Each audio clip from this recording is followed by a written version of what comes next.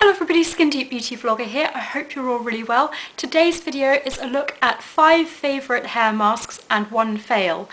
Now, before I get started, I just wanted to mention my makeup. This is a Brigitte Bardot tutorial, which, as a little sneak peek, is going to be the next video. So do stay tuned for that and make sure that you're subscribed so that you don't miss out if you're not already. The button's just below. Anyway, without further ado, I'm going to get started by talking about the hair masks.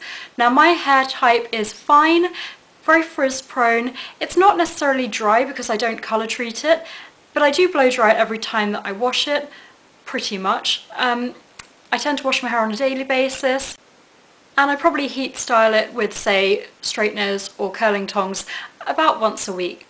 I use a hair mask once a week, usually on a Sunday night after I've used a clarifying shampoo.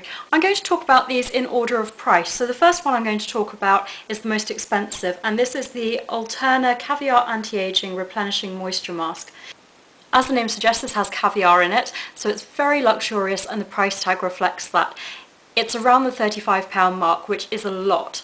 However, a little goes a long way. Don't be put off by the name caviar, it's not going to leave your hair smelling of fish. It actually has quite a pleasant fruity fragrance. I love the convenience of this because it gets to work in just 3 minutes and it leaves my hair feeling soft and silky. It's a real treat to use. I think that this is the next most expensive mask, but it was a little bit difficult to find online. I'm not sure if it's still available in the UK, but I love this. It is the Neil George Intense Repair Mask with Indian Gooseberry. It is designed for dry, colour treated and damaged hair, but actually I have fine hair, as I mentioned, and it's not colour treated and not particularly dry or damaged. Probably a little bit more prone to dryness than normal, but it's not straw-like, or, you know, I haven't bleached it or anything like that. So I don't have any problems using this. In fact, it's one of my favourites. You can see that it's well loved. It's a little bit grotty actually because I keep it in my shower and I do use this regularly. I like that it's presented in a tube. I always prefer tube to tub packaging because, one, it's a lot less messy to use, but it's also, in my mind, more hygienic. I think that this is around £30. I've seen it on Amazon US for around $38.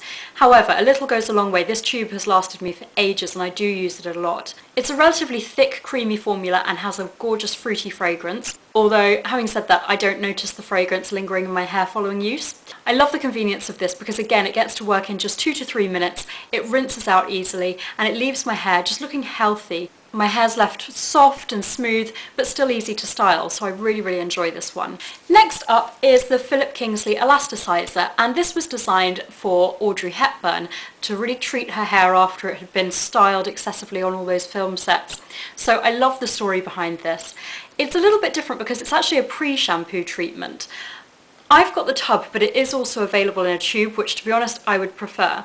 I like that thought that's gone into this because you get a shower cap within the packaging. So what you do is you pop this onto dampened hair, leave it on for 10 to 20 minutes. Now I tend to leave it on for 10 minutes because I've got fine hair and I don't want to weigh it down. And you pop the shower cap over it, and that sort of creates a warmth and helps the treatment to really get to work, which I like. I like the little ritualistic aspect of that. And plus, because the shower cap contains it, there's no mess and you can kind of get on with doing stuff, even though it takes a little bit longer than the other masks that I like. I can't really detect much scent with this. It's almost fragrance free, so I guess it's a good choice for those for sensitivity. I tend to like the Kingsley range anyway for my sensitive scalp. I find that it doesn't irritate it.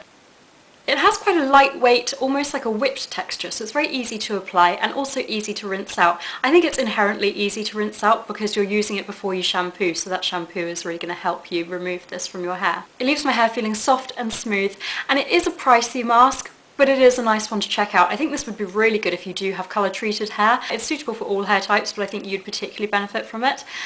It is pricey. It is £29 for this 150ml, but if you just want to try it out, they also have that 75ml version, which I think is the one in the tube, and that is £16, so still expensive, but a little bit more affordable. Another celebrity favourite is the Electric Intensive Treatment Mask. Now, Olivia Palermo goes to the founder of this hair salon, which is based in London, so that's why I'm saying that it's a celebrity favourite. I have heard that he has used this mask on her hair, and frankly, who doesn't want to look like her? She's got gorgeous hair. She's always wonderfully groomed anyway. If you'd like to see the results of this in my hair, I had used this in my hair as a little pampering treat just before I filmed my 2014 favourites video, so if you're interested in seeing sort of how it leaves my hair looking, then maybe check that out. This has got vegetable proteins in it along with coconut, olive and wheat germ oils. But I wouldn't say that it has a discernible fragrance based on any of those things. So it doesn't smell of coconut, for example. To me, it just has a sort of luxurious salon scent. You know, the sort of products that they use in a salon? It just smells like that. I'm not the biggest fan of the packaging. I think it looks a little bit unisex. It probably wouldn't jump out to me on a shop shelf, but it's not offensive. I don't like tub packaging, as I've already mentioned. However, I do think that this is going to last you for ages. As you can see, it's a very lightweight formula. I'm almost spilling it. So I do think that that's another reason why a tube would have been a better presentation for this. It's pricey at £23.50 for a 200ml tub. However, a little goes a long way. The directions state to use an almond size. That's all you need. I think this is going to last for absolutely ages. I really, really like it. Now you have to leave it in for 10 minutes, so it's not as quick and convenient as the other ones. Maybe some people will like that because, you know, it sort of adds to that home pamper experience. But to me, I prefer quicker masks that are a bit more convenient to fit into my regime. However, it does rinse out really easily, and I love how this leaves my hair. Smooth, shiny, frizz noticeably diminished. But the best thing about this is that it still leaves my fine hair with lots of body and movement. It doesn't weigh it down, so this is a good choice if you do have fine hair like I do. And lastly is a wallet-friendly version, and we've got a big jump in price down to this one because it is just £5.60 for this tub, which I think is 200ml. Yes, 200ml.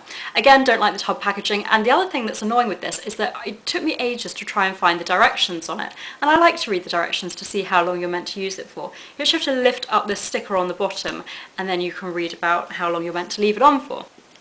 Now you're actually meant to leave this on for 3 to 5 minutes. Again, I tend to leave it on for the sort of shorter amount of time because of my fine hair. I love the convenience of that, how it gets to work so quickly. It has avocado oil in it, so it's really nourishing. Now in the tub, I don't like the scent of this. I feel that it's very synthetic and horrible fragrance. But when I'm using it, it's quite a fresh floral scent, so quite pleasant to use. But actually it doesn't really matter because it doesn't linger in the hair anyway once it's dried and styled. I don't know if you can tell, but this actually has a very thick texture.